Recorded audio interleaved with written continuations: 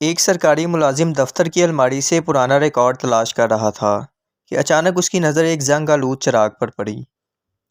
اس نے چراغ باہر نکالا اور اچھی طرح رگڑ کر صاف کر ہی رہا تھا کہ اس میں سے ایک جن برآمد ہو کے کہنے لگا، کیا حکم ہے میرے آقا؟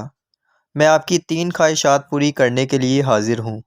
سرکاری ملازم پہلے تو گھبرایا، پھر ذرا سنبھل کے آزمانے کو کہنے لگا، اگر یہ بات ہے تو میرے کھانے کے لیے اسی وقت پلاؤ، شامی کباب، قیمہ، پراٹھے اور شاہی ٹکڑے حاضر کرو۔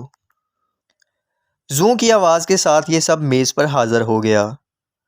اب ملازم نے سوچا کہ سوچ سمجھ کر اگلی فرمائش کرنا چاہیے۔ اس نے کہا، میرے لیے ایک خوبصورت جزیرے پر محل تعمیر کرو جس میں دنیا کی ہر آسائش موجود ہو اور اس کے تہہ خانے میں زر و جواہر اور ہر قسم کی دولت کے انبار لگے ہوں۔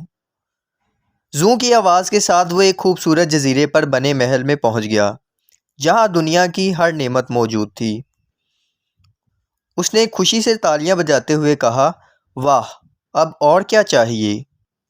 بس میری تیسری اور آخری خواہش یہ ہے کہ مجھے ساری زندگی کوئی کام نہ کرنا پڑے۔